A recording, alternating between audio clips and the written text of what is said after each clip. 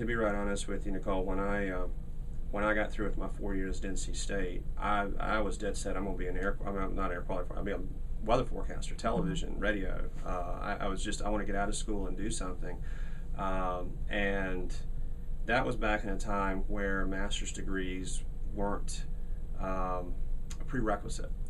But because there's so many meteorologists graduating these days, and the job market has gone through a period of there's just a lot of meteorologists out there, a lot of kids are staying for their master's degree. And so a lot of agencies, a lot of private sector folks now are coming to expect the master's degree as sort of what we used to look at as the bachelor's degree. And I have personally found, not having a master's degree, that even with 10 to 12 years of experience, there's still a little bit of stigma sometimes with getting the interview, that first interview, if you're looking at other employment. And that comes back to the networking to help you get your foot in the door.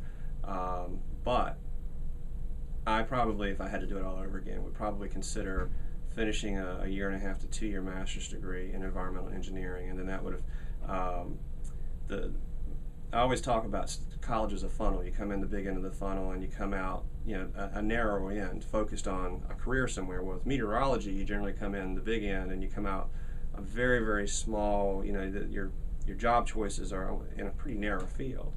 Although I know meteorologists that are planners for cities and have recreated themselves in interesting ways, but to be titled a meteorologist, it's a pretty narrow field. And a lot of those jobs are government jobs, whether it's the Weather Service and the Environmental Protection Agency or the like. But with the environmental engineering aspect, say as the master's on top of a meteorology bachelor's degree, you've broadened that horizon, because there's a whole field of jobs that you can take that are related to meteorology and the atmosphere, but you just have the engineering title to yourself, that you wouldn't have that if you didn't have the graduate degree there.